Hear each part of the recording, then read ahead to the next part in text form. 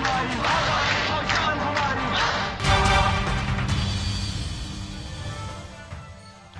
वालेकुम नाज़रीन, programme in focus में खुश आमदीद। मैं हूं जवाद अहमद सिद्दीकी। नाज़रीन, आज पाकिस्तान भर में यौम यकजहती कश्मीर मनाया गया और इस हवाले से वॉक्स और डिफरेंट रैलियों का एहतमाम भी किया गया। और यकीनन आज के दिन का मकसद नाज़रीन, कश्मीर में आज़ादी के लिए सरगर्दा जो अहलियान कश्मीर हैं उनसे इजहार यकजहती का ये दिन है, रियासती सतह पर, पाकिस्तान के अवाम की सतह पर, और ये हर साल मनाया जाता है। लेकिन इस साल हमें ये देखना है नाज़रीन कि ऐसे मौके पर जब इस मसला कश्मीर के जो अहम तरीन फरीकैन हैं यानी पाकिस्तान और भारत, वो एक दूसरे से मुज़ाकरात बिल्कुल बंद किए बैठे हैं। मकबूजा कश्मीर में भारत की जानिब से इंसानी हुकूक की खिलाफ वर्जियों का एक ना ख़त्म होने वाला सिलसिला जारी है, और जबकि भारत की जानिब से तवातुर के साथ मुसलसल LOC वायलेशंस भी की जा रही हैं, तो पाकिस्तान के कश्मीर से इजहार यकजहती के तकाजे हैं क्या? मसला कश्मीर को हमने अगर उजागर रखना है और इवेंचुअली हल की तरफ लेकर जाना है, तो इसके लिए हमें पाक भारत मुज़ाकरात की बहाली की उम्मीद लगाए बैठना है, उसका इंतज़ार करना है, UN के फोरम का इस्तेमाल करना है, या फिल वक्त ये रैलियाँ और वॉक्स का एहतमाम ही वो पॉलिसी है, वो हिकमत अमली है जिस पर हमें इन्हिसार करना होगा। प्रोग्राम के इब्तदाई हिस्से में हम इसी पर बात करेंगे और इसके लिए मुझे ज्वाइन करें पाकिस्तान के साबिक वज़ीर ख़ारिजा जनाब खुर्शीद महमूद कसूरी साहब। कसूरी साहब, बहुत शुक्रिया आपके वक्त का। सर, मैं जानना आपसे ये चाहूँगा कि इजहार यकजहती एक जानिब, लेकिन एक ऐसा मौका जब भारत से हमारे मुज़ाकरात बंद हैं, भारत एलानिया तौर पर इस एजेंडे पर चल रहा है कि पाकिस्तान को डिप्लोमेटिकली आइसोलेट करना है, और जो बैनुल अक़वामी बरादरी है वो हमारी डिफरेंट पॉलिसीज पर हमें क्वेश्चन कर रही है, तो ये कश्मीर के इशू को मुस्तकिल इंटरनेशनलाइज करना कितना बड़ा चैलेंज है हमारे लिए? कसूरी साहब, देखिए, आपने बहुत सी चीज़ें पते की तो अपने इब्तदाई कलमात में कह दी हैं। एक बहुत बड़ा चैलेंज ये हो गया है कि एक ज़माना ये था कि वॉर ऑफ नेशनल लिबरेशन एक लेजिटिमेट इंस्ट्रूमेंट था, और नॉन अलाइंड मूवमेंट जो है यानी कि गैर वाबस्ता ममालिक की तहरीक इसकी खुल्लम खुल्ला सपोर्ट करती थी। 9/11 के बाद, बल्कि उससे भी पहले, लेकिन 9/11 के बाद तो कतई तौर पर वायलेंट मीन्स जो हैं उसकी बैनुल-अक़वामी सतह पर बदकिस्मती से, मैं बदकिस्मती से इसलिए कह रहा हूँ कि ऐसी स्ट्रगल्स को लेजिटिमेट समझा जाता था, लेकिन 9/11 के बाद सारी दुनिया का एक किस्म का कंसेंसस, और ख़ास तौर पे सिक्योरिटी काउंसिल के जो रेजोल्यूशंस आए 1267, और उसके बाद ये हो गया कि जितनी रियासतें थीं जो समझने की ज़रूरत है, ये जो स्ट्रगल करते वॉइस करती थी, आवाज़ उठाती थी नेशनल लिबरेशन के लिए, वो तमाम की तमाम जैसे कि आहिस्ता आहिस्ता आज़ाद होती गईं।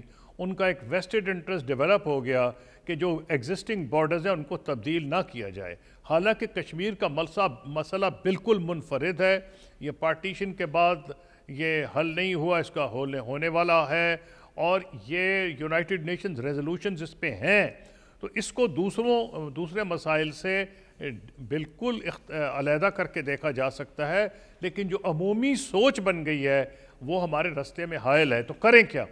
2-3 चीज़ें करनी पड़ेंगी।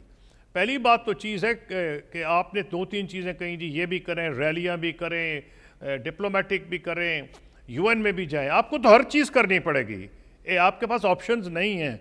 लेकिन इसका बिल आखिर जो हल होगा, क्योंकि जंगें, मैंने अपनी किताब में भी जिक्र किया है, 5 नहीं, 5 मैं इसलिए कह रहा हूँ कि रन ऑफ कच्छ और कारगिल को जमा कर रहा हूँ, इसके अलावा 4 नियर वॉर सिचुएशंस भी आई हैं, 9 ऐसे मौके आए हैं, जिनमें से एक मौका वो भी था कि 1 मिलियन सोल्जर्स आमने सामने खड़े थे। जब मैं वज़ीर ख़ारिजा बना था, मैं उसकी की बात कर रहा हूँ, तो 1 इंच पाकिस्तान भारत से नहीं ले सका, और पाकिस्तान भी 1 इंच उनसे नहीं ले सका।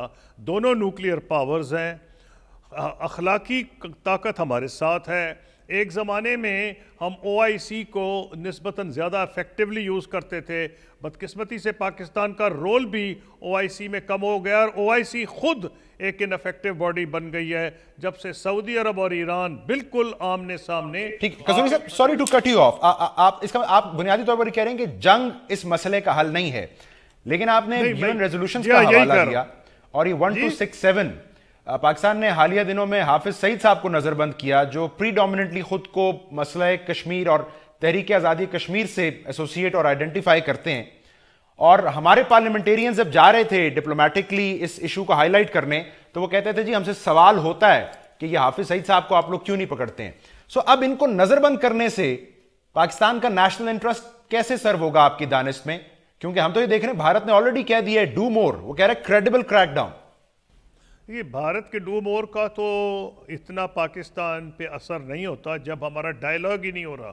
ڈائیلاگ اگر ہو رہا ہو تو پھر تو ڈیفینیٹلی دونوں ممالک کا ایک دوسرے کہنے پہ اثر پڑتا ہے. ہم پہ اثر پڑ رہا ہے یورپین یونین، ویسٹ اور امریکہ کا. اور دوسری یہ کہ اسلامی دنیا میں ہی بائی اینڈ لارج اب کو بیسک معاملات میں اتنی دلچسپی نہیں لے رہے. وہ اپنے اتنے مسائل میں گھر گئے ہیں، خاص طور پر عرب سپرنگ کے بعد، کہ فلسطین کا جو مسئلہ یہ سب سمجھا جاتا تھا کہ عرب ورلڈ کا اپنا ہے، ساری اسلامی دنیا کا ہے، اس کا جو آج کل حشر ہو رہا ہے، جو تیا پانچ ہے، وہ آپ کے سامنے ہے. تو میں کہہ رہا ہوں بنیادی طور پر یہ ایک ہی طریقہ ہے بھارت پہ کو کمپیل کرنے کا، اور وہ بہت مضبوط طریقہ ہے کہ بھارت کھلم کھلا ہیومن رائٹس کی وائلیشن کر رہا ہے کشمیر پہ، اور ہمیں چاہیے کہ ہم اس کو ہیومن رائٹس کا ایشو بنائیں. اب کون اس کی ہماری بات سنے گا؟ کیا اس کا مطلب یہ کوئی نہیں سنے گا جو ہم نے شروع کی بات ہوئی ہے؟ بالکل غلط بات ہے. آج بھی امریکہ میں، ویسٹ میں بہت ادارے ہیں، بلکہ ان کے کانگریس میں بھی ہیں، ان کے تھنک ٹینکس ہیں، ان کے میڈیا ہے. اگر اس کو ہیومن رائٹس کا ایشو بنا کے پیش کیا جائے، ہوتا ہی ہے کہ جب یہ بات ہوتی ہے تو بھارت اشارے کرنے شروع کر دیتا ہے، مختلف قسم کے جو اٹیکس ہوتے ہیں وغیرہ، اور کہتا ہے جی یہ پاکستان کی طرف سے ٹیررزم ہو رہا ہے. تو ہمیں بڑا سوفسٹیکیٹڈ مینر میں اس کو اجاگر کرنا پڑے گا، اور ہم کر سکتے ہیں. یہ حالات ایسے پیدا ہو گئے ہیں، میں سمجھتا ہوں اس کو ہمیں کرنا پڑے گا، ڈپلومیٹکلی بہت کرنا پڑے گا. آپ نے حافظ سعید صاحب کا پوچھا، میرا پوائنٹ اس کے اندر یہ ہے کہ جو ہم پہ اعتراض ہوتا تھا وہ یہ تھا کہ جناب اگر آپ کہتے ہیں کہ آپ نے پابندی لگائی ہے تو پھر لوگ جو ہیں وہ کھلا کیوں پھر رہے ہیں.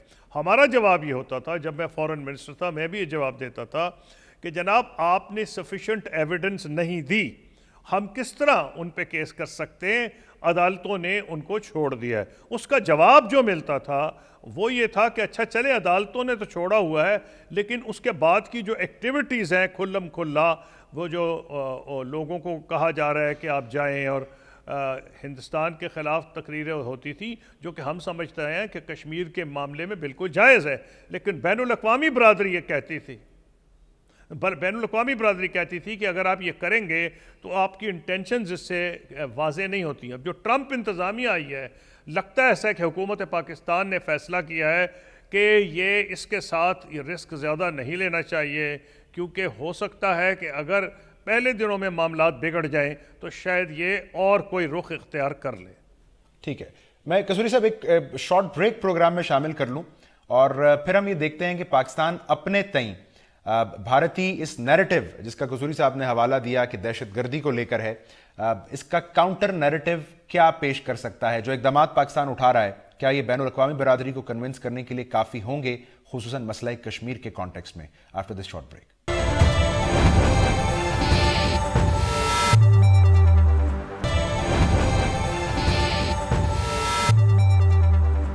Welcome back. ناظرین، ہم مسئلہ کشمیر کے حوالے سے بات کر رہے ہیں پاکستان کے سابق وزیر خارجہ خورشید محمود قصوری صاحب سے. قصوری صاحب، میں کوئکلی آپ کا تھوڑا سا پوائنٹ آف ویو اس پر چاہوں گا کہ بین الاقوامی ذمہ داریوں کا خیال رکھتے ہوئے حافظ سعید صاحب کو نظر بند کر کے ہماری کریڈیبلٹی میں جو اضافہ ہوا ہوگا، جب عدم ثبوتوں کی بنا پر وہ رہا ہوں گے تو وہ کریڈیبلٹی دوبارہ کمپرومائز نہیں ہو جائے گی؟ دیکھیے، اس کا بہت حد تک تعلق آپ کی ڈپلومیسی پہ ہے. اگر آپ کی دنیا کے بڑے پاور سینٹرز کے ساتھ تعلقات بہتر ہیں، روس اور چین کے ساتھ، اور باوجود ہمارے بہتر ہو رہے ہیں، لیکن اس کا اس پروگرام سے واسطہ نہیں. اگر آپ پوچھیں گے، چین سے تو ہمیشہ ہی اچھے تھے، روس سے بہتر ہو رہے ہیں، لیکن وہ میں اگر آپ پوچھیں گے تو جواب دوں گا. مسئلہ یہ ہے کہ امریکہ کے ساتھ اور مغربی دنیا کے ساتھ ہوا یہ تھا کہ بامبے میں جو اٹیک ہوا تھا اس میں صرف ہندوستان کے شہری نہیں مرے تھے، اس میں کچھ 14 ممالک تھے، جس میں امریکہ، برطانیہ، فرانس، جرمنی، جاپان، اٹلی، اسرائیل، کوئی 14 ملک تھے جن کے مرے تھے. ان سب کو انٹرسٹ ہے بلکہ وہ کہتے ہیں کہ ان کا اس کیس میں خود ذاتی انٹرسٹ ہے. یہی بنیاد ہے کہ ڈیوڈ ہیڈلے جو ہے جس نے امریکن عدالت میں جا کے گواہی بھی دی تھی, اس کا بیان بھارت بڑھا چڑھا کے بتاتا ہے. تو کیونکہ وہ معاملہ 14 ملکوں کا تھا, صرف بھارت کا نہیں تھا, یہ ہمارے لیے ایک ایڈیشنل کمپلیکیشن بن گیا ہے.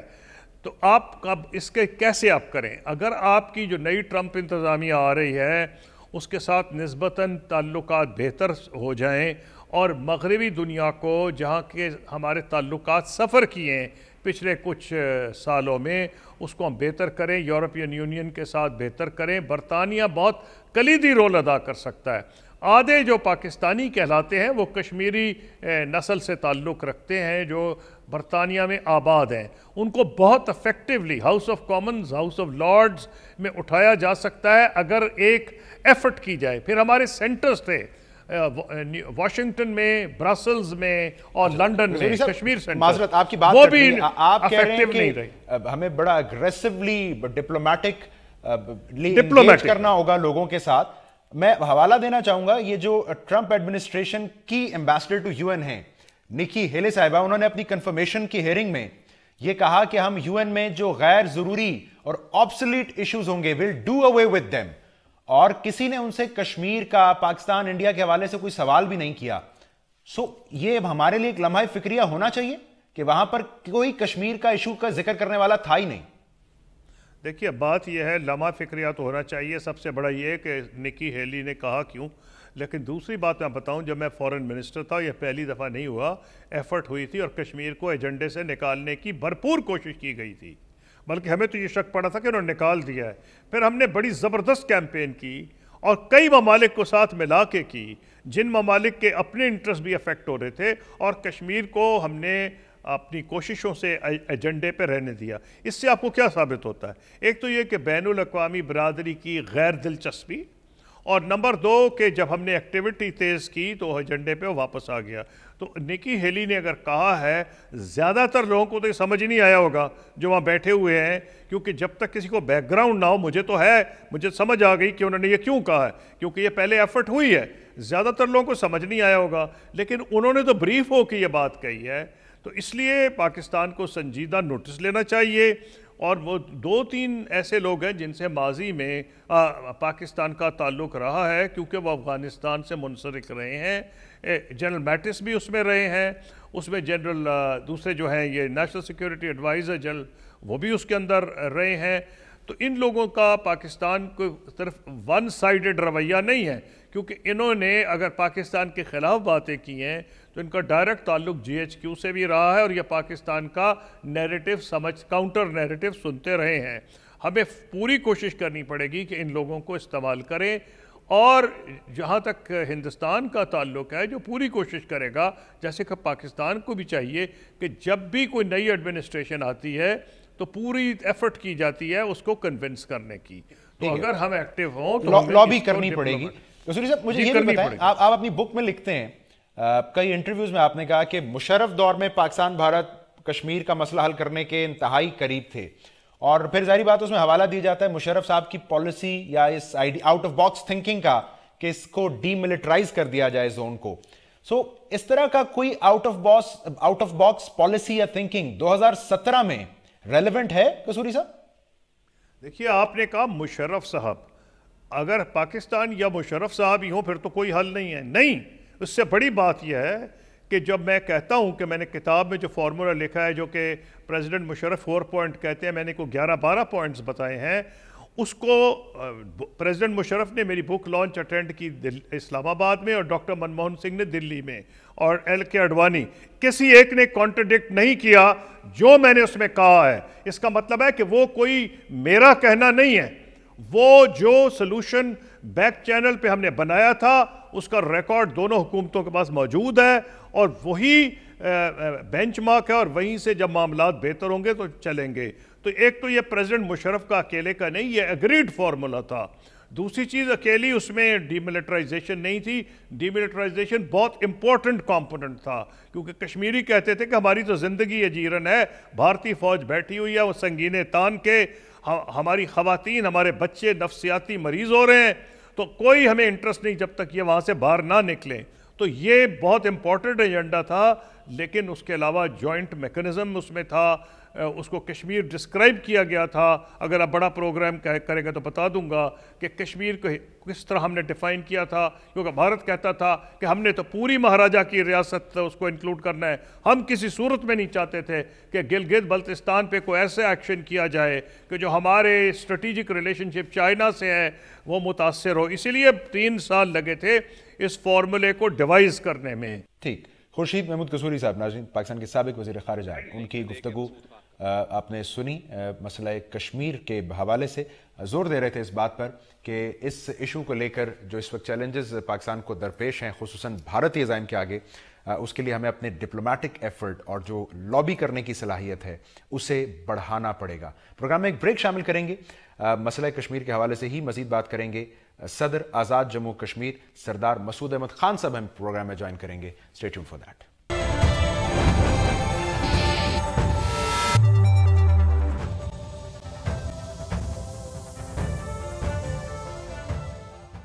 ویلکم بیک ناظرین، پروگرام کے اس حصے میں یوم یکجہتی کشمیر کے حوالے سے ہم بات کریں گے صدر آزاد جموں کشمیر سردار مسعود احمد خان صاحب سے۔ آپ کے علم میں ہوگا یقیناً سردار صاحب ماضی میں سابق سفیر رہ چکے ہیں اور اس کے ساتھ ساتھ اقوام متحدہ میں پاکستان کے مستقل مندوب بھی رہ چکے ہیں۔ سردار صاحب بہت شکریہ آپ کے وقت کا۔ ہمیں ذرا یہ بتائیے گا سردار صاحب، یوم یکجہتی کشمیر جو آج منایا جا رہا ہے اور جس کی مناسبت سے پاکستان میں ریلیز کا انعقاد ہے، واکس ہیں، سیمینارز ہیں، یہ کشمیر کاز کو کس طرح ہیلپ کرتا ہے آج کا دن، خصوصاً جب ہم دیکھتے ہیں کشمیر کاز کو انٹرنیشنلائز کرنے کا جو پاکستان کا ایک ایجنڈا ہے اس میں کیسے پھر یہ کنٹریبیوٹ کرتا ہے آپ کی دانست میں؟ یوم یکجہتی کشمیر کا بنیادی مقصد تو یہ ہے کہ ہم پاکستان کے لوگ، آزاد کشمیر کے لوگ اور جو تارکین وطن ہیں یا جو ہمارے دوست ہیں ساری دنیا میں، وہ مقبوضہ کشمیر کے لوگوں کو یہ پیغام دیں کہ ہم آپ کے ساتھ ہیں، ہم آپ کے ساتھ کھڑے ہیں، آپ اکیلے نہیں ہیں، آپ تنہا نہیں ہیں۔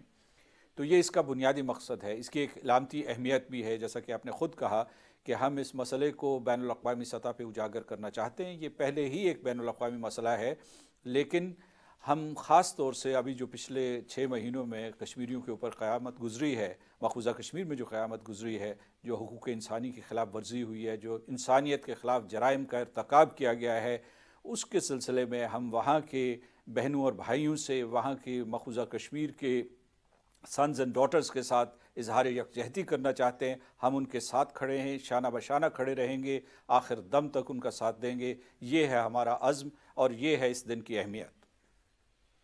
سردار صاحب، آپ نے کہا بین الاقوامی ایجنڈا ہے کشمیر، بٹ ہمیں تو بین الاقوامی برادری کے رویے سے یہ لگتا ہے، بلکہ رویے سے کیا، وہ تو یہ کہتے ہیں کہ غالباً یہ ایک بائی لیٹرل ایشو ہے، تو اس کو ہم نے پھر ایڈریس کیسے کرنا ہے؟ دیکھیے، ایک اعتبار سے تو بین الاقوامی ایجنڈے پہ یوں ہے کہ یہ سلامتی کونسل کے ایجنڈے پہ موجود ہے اور مسئلہ کشمیر کے اوپر کئی قراردادیں ہیں جو ابھی بھی نافذ العمل ہیں، جن کے اوپر عمل درآمد ہونا باقی ہے۔ دوسرے میں یہ کہنا چاہتا ہوں کہ جو باقی دارالحکومت ہیں طاقتور اقوام کے، ان کو معلوم ہے کہ کشمیر کلیدی مسئلہ ہے جنوبی ایشیا کے امن اور سلامتی کے لیے۔ وہ اس کے بارے میں بیانات دیں نہ دیں یا ہندوستان تک اپنے پیغامات پہنچائیں نہ پہنچائیں، یہ ایک کلیدی مسئلہ ہے، یہ ایک بین الاقوامی مسئلہ ہے، اس میں کوئی شک نہیں ہے، کسی کو بھی شک نہیں ہے۔ جو جنوبی ایشیا کا امن اور سلامتی، جنوبی ایشیا میں ایک دوسرے کے ساتھ تعاون، بلکہ میں سمجھوں گا کہ سارے کے سارے گلوب کی سلامتی جو ہے وہ مسئلہ کشمیر کے حل سے وابستہ ہے، کیونکہ ہندوستان اور پاکستان جیسا کہ آپ کو معلوم ہے جوہری ریاستیں ہیں اور ان میں کسی قسم کا اگر کبھی کوئی تصادم ہو سکتا ہے، اگر دوبارہ کبھی جنگ چھڑ سکتی ہے تو وہ صرف کشمیر کے اوپر چھڑ سکتی ہے، لہٰذا اس کی ایک بین الاقوامی جہت ہے۔ دوسرا نقطہ میں یہ واضح کرنا چاہتا ہوں کہ یہ غلط فہمی ہے کہ بین الاقوامی سطح پہ اس مسئلے کی کوئی پذیرائی نہیں ہے یا شنوائی نہیں ہے، کیونکہ اگر آپ دیکھیں کہ 8 جولائی 2016 کے بعد بین الاقوامی ذرائع ابلاغ نے اس مسئلے کے اوپر تبصرے بھی کیے اور پھر جو ہے اس کے بعد جو تصاویر شائع کی فوٹیج آئی ہے، اور جو میں خاص طور سے ذکر کرنا چاہتا ہوں کہ اگر جو مین سٹریم ذرائع ابلاغ تھے انہوں نے اگر اس کے اوپر توجہ نہیں دی اتنی جتنی کہ دینی چاہیے تھی انہیں، تو سوشل میڈیا نے بہت توجہ دی، جو آج کے دور کا بہت ہی اہم ذریعہ ابلاغ ہے۔ ٹھیک ہے سردار صاحب، ہمیں یہ بھی بتائیے، گزشتہ سال ہم نے دیکھا وزیر اعظم پاکستان کے خواہش پر پاکستان میں پاکستانی سفراء ایک کانفرنس ہوئی اور انہیں پھر ٹاسک دیا گیا کہ وہ اپنے تئیں اس ایشو کشمیر ایشو کو ہائی لائٹ کریں, پاکستانی پارلیمنٹیرینز کو یہ ٹاسک دیا گیا. سو آپ کی دانست میں اس نے ڈپلومیٹک, پولیٹیکل اور بائیلیٹرل فرنٹ پر کس طرح ڈیلیور کیا؟ بائیلیٹرل فرنٹ پہ اگر آپ کا مطلب ہے کہ ہندوستان اور پاکستان کے درمیان کوئی مذاکرات شروع ہونے کے امکانات روشن ہوئے تو بالکل کوئی ایسی ڈیولپمنٹ پیش رفت نہیں ہوئی ہے. لیکن تین چیزیں ہوئیں. ایک تو میں یہ کہوں گا کہ وزیر اعظم پاکستان جناب نواز شریف صاحب نے جنرل اسمبلی سے خطاب کیا. وہ دنیا کا اعلیٰ ترین بین الاقوامی ایوان ہے. وہاں خطاب کرتے ہوئے انہوں نے کشمیریوں کی آواز بین الاقوامی برادری تک پہنچائی اور اس کا شدید رد عمل بھی ہوا, ہندوستان کی طرف سے منفی رد عمل ہوا. دوسرے یہ ہے کہ انہوں نے جو خصوصی نمائندے بھیجے تھے دنیا کے اہم دارالحکومتوں میں, انہوں نے کشمیر کی صورتحال سے اپنے مخاطبین کو آگاہ کیا اور ان کی حمایت کے لیے کہا کہ آپ کے اوپر ایک اخلاقی ذمہ داری بنتی ہے, قانونی ذمہ داری بنتی ہے, ایک سیاسی فریضہ ہے کہ آپ بھی کچھ کہیں. تو وہ بھی میں سمجھتا ہوں کہ دورے بڑی حد تک کامیاب رہے. جو ہماری پارلیمان ہے, خاص طور سے نیشنل اسمبلی, وہ اس سلسلے میں بہت متحرک رہی ہے اور 5 اور 6 جنوری کو یہاں انہوں نے ایک انٹر پارلیمنٹری کانفرنس کشمیر کے اوپر کی تھی, جس کے مندوبین نہ صرف پاکستان بھر سے تھے بلکہ باہر کی دنیا سے, یورپ سے اور کینیڈا سے بھی آئے ہوئے تھے, اور یہ ایک نئی شروعات ہے. تو میں سمجھتا ہوں کہ یہ اس کے بڑے مثبت اثرات مرتب ہوئے ہیں. ہم آگے جانا چاہتے ہیں. ہم خود آزاد کشمیر میں ایک انٹرنیشنل کانفرنس کروائیں گے انشاءاللہ عن قریب. لیکن یہ ہے کہ ہندوستان کی ہٹ دھرمی میں کوئی فرق نہیں آیا. ان کا جو ظلم و استبداد تھا اس میں کوئی کمی نہیں آئی. جو آپ کہہ رہے ہیں آزاد کشمیر میں کرانے کا ارادہ ہے, اس کے ذرا ممکنہ خد و خال کے حوالے سے ہمیں بتائیے گا. ہم چاہیں گے کہ بین الاقوامی برادری کو یہاں لائیں. ہمارے جو دوست ہیں, ہم نوا ہیں, ہمدرد ہیں, جو سمجھتے ہیں کہ کشمیریوں کے اوپر ظلم ختم ہونا چاہیے, جو کشمیری بہن بھائی ہمارے مقبوضہ کشمیر میں ظلم کی چکی میں پس رہے ہیں, ان کی یہ تاریخ شب جو ہے ختم ہونی چاہیے, ان کو حق خود ارادیت ملنا چاہیے. ایسے ہمارے لوگ ہیں, ہمارے حلیف ہیں دنیا بھر میں. وہ حکومتوں میں بھی موجود ہیں اور وہ سول سوسائٹی میں بھی موجود ہیں, ذرائع ابلاغ میں بھی موجود ہیں. ہم چاہیں گے کہ ان کو اکٹھا کریں اور کسی حکمت عملی کو ترتیب دیں. اور اس انٹرنیشنل کانفرنس کے حوالے سے کوئی ٹائم فریم طے ہے سردار صاحب؟ جی ہم تیاری کر رہے ہیں اور جلد از جلد کرنے کی کوشش کریں گے. آپ نے اس سے پہلے فرمایا کہ ظاہری بات ہے بائیلیٹرل فرنٹ پر ہماری تمام تر کوششوں کا کوئی اثر نہیں ہوا. بھارت کا غیر لچکدارانہ رویہ ابھی تک ویسے کا ویسا ہے. تو سردار صاحب, بھارت جو کہ بڑا کیٹیگوریکلی کہتا ہے کہ مسئلہ کشمیر میں کوئی تیسرا فریق نہیں ہے, سو دو طرفہ مذاکرات کے بند رہتے کسی سہ فریقی مذاکرات کے امکانات ہیں؟ نہیں ہے, اس صورتحال میں تو نہیں ہے. لیکن بھارت کا یہ کہنا کہ صرف 2 فریق ہیں, تیسرا فریق نہیں ہے, یہ غلط بیانی ہے, حقائق کے منافی ہے اور بین الاقوامی قانون کی کھلم کھلا خلاف ورزی ہے. جو اقوام متحدہ کی قراردادیں ہیں, انہوں نے 3 فریق متعین کیے تھے, ظاہر ہے کہ پاکستان اور ہندوستان, لیکن کلیدی فریق وہ اہل جموں و کشمیر ہیں. ان سے پوچھنا ہے کہ وہ کیا اپنا سیاسی مستقبل چاہتے ہیں اور ان کی سرزمین پہ کس کی ساورنٹی ہوگی, یہ کشمیریوں نے ہی فیصلہ کرنا ہے. آج کل جب بھی انہوں نے فیصلہ کرنا ہے, کشمیریوں نے ہی کرنا ہے.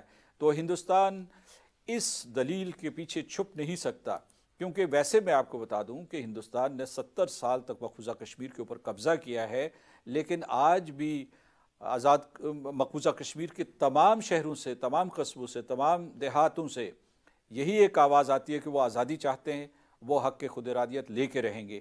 لہٰذا وہ کسی طریقے سے مقبوضہ کشمیر ہندوستان کی فیڈریشن کا حصہ نہیں بن سکا. تو یہ ان کی غلط بیانی ہے, ان کا ایک غلط موقف ہے. ایک اور چیز میں آپ واضح کرنا چاہتا ہوں کہ 2 طرفہ مذاکرات اس لیے کامیاب نہیں ہوئے کہ بھارت نے بدنیتی کا مظاہرہ کیا. اس نے کشمیر کو کلیدی کاز سے, کلیدی ایشو سے ریڈیوس کر کے اسے یعنی ایک بڑے ایجنڈے کا ایک حصہ بنانے کی کوشش کی, ایک کم اہمیت کا ایجنڈا آئٹم. مثلا یہ ہے کہ جو مربوط مذاکرات میں تھے اس میں اس کی حیثیت 1/8 کر دی, جو جامع مذاکرات تھے اس میں 1/10 کر دی, اور پھر وہ پیغام یہ دے رہا ہے اب جو ہے پاکستان کو اپنے طرز عمل سے یا کشمیریوں کو کہ یہ اب بائیلیٹرل ایجنڈے پہ بھی نہ رہے, اس پہ کوئی گفت و شنید نہ ہو. مجھے ایک کوئی بریک پروگرام میں شامل کرنی ہے, ہمیں بات کو یہیں سے آگے بڑھاتے ہیں. بھارت ظاہری بات ہے ٹیررزم کو فور فرنٹ پر رکھنا چاہتا ہے. تو ناظرین اس بارے میں بھی سردار صاحب سے مزید بات کرتے ہیں آفٹر دس شارٹ بریک.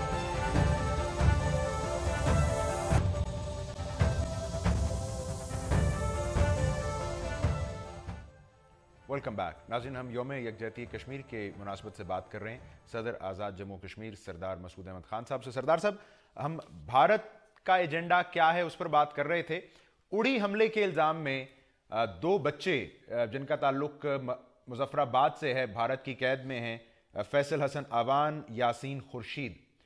ہمیں ذرا بتائیے کہ سرکاری طور پر کیا بتایا گیا ہے فارن آفس کی طرف سے آزاد کشمیر کی حکومت کو, آپ کا کوئی رابطہ ہوا ہو, کیا اپڈیٹس ہیں اس پر؟ دیکھیے اس سلسلے میں ہمیں کوئی چھان بین کرنے کی ضرورت نہیں. ہندوستان نے ہمیشہ ایک جھوٹوں کا پلندہ اسے بنانے کی کوشش کی ہے. لیکن میں صرف آپ کو یہ بتانا چاہتا ہوں, آپ نے بریک سے پہلے یہ کہا تھا, میں اس نقطے کی طرف آنا چاہتا ہوں. کشمیریوں کی طرف سے مقبوضہ کشمیر میں کسی قسم کی کوئی دہشت گردی نہیں ہے. ٹھیک ہے وہاں حزب المجاہدین ہیں, بعض اوقات جو ہے کچھ مزاحمت ہو جاتی ہے, لیکن یہ یاد رکھیے کہ ہندوستان کی فوج دنیا کی سب سے مسلح فوج ہے, اور مقبوضہ کشمیر کے لوگ اس وقت سب سے زیادہ غیر مسلح نہتے شہری ہیں پورے کرۂ ارض میں. ان کے پاس کوئی کسی قسم کے دفاعی ہتھیار نہیں ہیں, ان کے پاس کسی قسم کی کوئی بندوقیں نہیں ہیں, ان کے پاس کبھی کبھار وہ اپنے دفاع کے لیے پتھر اٹھا لیتے ہیں, اور اس کے علاوہ ان کا ہتھیار ہے ایک ٹویٹ ہے, ایک فیس بک کا ہے, یا کوئی جو ہے سوشل میڈیا ہے. ان کے پاس اور کوئی ہتھیار موجود نہیں ہے. ہندوستان کا یہ منفی پروپیگنڈا ہے, وہاں کوئی دہشت گردی نہیں ہو رہی. کشمیری جو ہیں اہل جموں و کشمیر, میں اس بات کی شہادت دیتا ہوں کہ وہ تشدد پہ یقین نہیں رکھتے, وہ اس خطے کو پرامن بنانا چاہتے ہیں. ان کی تو ڈیمانڈ جو ہے, ان کا مطالبہ سیاسی ہے. ہم چاہتے ہیں کہ ہم سے پوچھو اہل جموں و کشمیر سے, مقبوضہ کشمیر میں لداخ, وادی کشمیر اور جموں, گلگت بلتستان اور آزاد کشمیر سے پوچھو کہ ہم کیا چاہتے ہیں. ہمارا حق خود ارادیت استعمال کرنا چاہتے ہیں. ہندوستان اس سے ڈرتا ہے. ہندوستان کشمیر کا جو بچہ ہے, جو 10-12 سال کا بچہ ہے, یا اس کا جو نوجوان ہے, ہندوستانی جس چیز سے ڈرتے ہیں وہ اس کے آزادی کے نعرے سے ڈرتے ہیں, وہ اس کی کسی ہتھیار سے نہیں ڈرتے. اور وہاں کوئی ایسے مسلح لوگ, دہشت گرد یا جنگجو موجود نہیں ہیں جن سے ہندوستان کی 7 لاکھ فوج جو وہاں متعین ہے, قابض فوج, غاصب فوج, کہ وہ اس کا مقابلہ نہ کر سکے. ٹھیک ہے سردار صاحب, آپ نے کہا کہ ظاہری بات ہے اقوام متحدہ کی قراردادوں کے ذریعے ظاہری بات ہے پاکستان بھی یہ کہتا ہے کہ اس مسئلے کو حل ہونا ہے. لیکن اگین یہ 70 سال تقریباً ہو چکے اس ایجنڈے کو, انفنش ایجنڈے کو, اور ایک بین الاقوامی طور پر پراسرار سی خاموشی فالو کرتی ہے جب ان قراردادوں کا حوالہ پاکستان دیتا ہے. اہل جموں کشمیر وہ کس حد تک اعتماد کرتے ہیں ان بین الاقوامی اداروں پر, خصوصاً UN پر, یا آپ کو لگتا ہے, انہیں لگتا ہے کہ اب یہ ان کی ایک اپنی ہی سٹرگل ہے جس کے نتیجے میں انہیں کامیابی ملے گی؟ اول و آخر یہ ہماری اپنی جد و جہد ہے, لیکن اقوام متحدہ اس میں ایک اہم فریق ہے. اس نے 1950 کی دہائی میں ایسی قراردادیں پاس کی تھی, اور یہ کسی اقوام متحدہ کے کسی عام ادارے نے نہیں کی تھی, سلامتی کونسل نے کی تھی, جس میں اہل جموں و کشمیر کا حق خود ارادیت محفوظ کر دیا گیا. اس اعتبار سے بین الاقوامی برادری کی, اقوام متحدہ کی سلامتی کونسل کی ذمہ داری بنتی ہے کہ ابھی بھی جو صورتحال ہے اس کے اوپر بحث و تمہیز کرے. خاص طور سے سلامتی کونسل جو ہے انموگپ کی جو رپورٹس ہیں ان کی روشنی میں وہاں بحث و تمہیز کرے, اور کیونکہ اس سے علاقائی امن کو خطرہ ہے. اور ویسے بھی میں سمجھتا ہوں کہ اس وسیع پیمانے پہ دنیا میں کسی اور خطے میں حقوق انسانی کو سلب نہیں کیا جا رہا, اور اس طریقے سے انسانیت کے خلاف جرائم کا ارتکاب نہیں کیا جا رہا. ہم کسی صورت بھی یہ نہیں چاہتے کہ اقوام متحدہ اس ذمہ داری سے دستبردار ہو. اور جہاں تک اعتماد کا تعلق ہے, کیا اہل جموں و کشمیر کو اقوام متحدہ کے اوپر اعتماد ہے؟ ہم یہ شکوہ کرتے ہیں کہ اقوام متحدہ ابھی تک ناکام رہی ہے اپنی قراردادوں کے اوپر عمل درآمد کرنے کے لیے. ہم ان سے مطالبہ کرتے ہیں کہ وہ ان کے اوپر عمل درآمد کروائیں, اور ہم ان کے ساتھ جد و جہد کرتے رہیں گے. اس سلسلے میں جو ہم دروازے کھٹکھٹائیں گے وہ سلامتی کونسل کے ہیں, وہ اقوام متحدہ کے سیکرٹری جنرل ہیں, وہ یونائٹڈ نیشنز جنرل اسمبلی ہے, اور وہ ہیومن رائٹس کونسل ہے جنیوا میں. کیونکہ جنیوا کا بھی یہ فرض بنتا ہے کہ جو ہیومن رائٹس کاؤنسل ہے وہ ایک تحقیقاتی مشن، ایک فیکٹ فائنڈنگ مشن جو ہے وہ بھیجے مقبوضہ کشمیر کو، اور وہاں جو ظلم و ستم ہو رہے ہیں اس کا احاطہ کرے، اس کو مانیٹر کرے، ہندوستان کو جواب دے ٹھہرائے۔ پاکستان نے تو ابھی حالیہ دنوں میں ایک ڈوزیئر دیا ہے اقوام متحدہ کے سیکرٹری جنرل کو جو انسانی حقوق کی خلاف ورزیاں ہیں مقبوضہ کشمیر میں، اس کے حوالے سے۔ سو اس کی آؤٹ کم، یا it's too early to wait for an outcome, کیا طریقہ کار کیا ہوتا ہے اس کے بعد اب کیا ہوگا؟ دیکھیے میں یہ نہیں کہوں گا کہ اٹ از ٹو ارلی، یہ تو فوری طور پر ہونا چاہیے، انہوں نے نہیں کیا، جس کا مطلب ہے ہمیں اور محنت کرنی پڑے گی، ہمیں اور تیز رفتاری سے کام کرنا پڑے گا، ہمیں اور جو ہے اپنا نیٹ ورک بنانا پڑے گا تاکہ اقوام متحدہ ہمارے مطالبات یا جو ہماری شکایات ہیں ان کے اوپر توجہ دے۔ بالکل ٹھیک ہے۔ ہمیں یہ بھی بتائیے سردار صاحب کہ ابھی حالیہ دنوں میں پاکستان نے فیصلہ کیا اور جو حافظ سعید صاحب ہیں جماعت الدعوہ کے سربراہ، ان کو نظر بند کیا، اور پاکستان نے یہ لائن لی ہے کہ یہ ایک پالیسی ڈیسیجن ہے جو کہ نیشنل انٹرسٹ میں ہے۔ سو مقامی طور پر اس کی implications in terms of street sentiment آپ کی دانش میں ہو سکتی ہیں، یا مقامی طور پر اسے ایک محض انتظامی فیصلہ ہی سمجھا اور دیکھا جا رہا ہے؟ پاکستان نے یہ فیصلہ اپنے آئین اور قانون کے مطابق کیا ہے، اور بین الاقوامی سطح پہ اس کی جو ذمہ داریاں بنتی ہیں ان کو نبھایا ہے۔ اس سلسلے میں پاکستان ہمیشہ بین الاقوامی برادری کے ساتھ، بین الاقوامی اداروں کے ساتھ تعاون کرتا رہے گا۔ اس کا کیا رد عمل ہو سکتا ہے؟ اس میں ایک نقطہ نظر یہ بھی پایا جاتا ہے کہ اہل جموں و کشمیر، مقبوضہ کشمیر، ان کو تنہا نہ چھوڑا جائے۔ اگر ان کو 7 لاکھ فوجی مار رہے ہیں کسی طریقے سے تو انہیں بھی کوئی دفاع کا حق ہونا چاہیے، لیکن یہ ایک نقطہ نظر ہے، اور اس کے سلسلے میں جہاں تک کشمیریوں کا تعلق ہے، اہل جموں و کشمیر، اہل پاکستان کا تعلق، میں اکثریت کا ذکر کر رہا ہوں، ہم صرف ایک اخلاقی، سیاسی اور سفارتی تحریک چلا رہے ہیں، اس پہ یقین رکھتے ہیں، اور ہم سمجھتے ہیں کہ ہم ضرور کامیاب ہوں گے۔ ہندوستان کی فوج، اس کے مظالم کا جواب جو ہے، ہم مسلح مزاحمت سے نہیں دے رہے ہیں، ہم اعلیٰ اخلاقی اقدار، بین الاقوامی قانون اور انسانیت کے بنیادی تقاضوں کے مطابق دینا چاہتے ہیں، اور ہم انشاءاللہ ضرور کامیاب ہوں گے۔ سردار مسعود احمد خان صاحب بہت شکریہ۔ ناظرین آپ نے گفتگو سنی صدر آزاد جموں و کشمیر کی۔ ناظرین پاکستان چونکہ کشمیر کو بر صغیر کی تقسیم کا نامکمل ایجنڈا کہتا ہے، سو اس ایجنڈے کی اگر ہم تکمیل چاہتے ہیں تو یقینی طور پر ہمیں جو اپنی سفارتی کوششیں ہیں انہیں بڑھانا پڑے گا، زیادہ مربوط طریقے سے آگے بڑھانا پڑے گا۔ آج کے پروگرام سے اتنا ہی۔ پروگرام دیکھنے کا شکریہ۔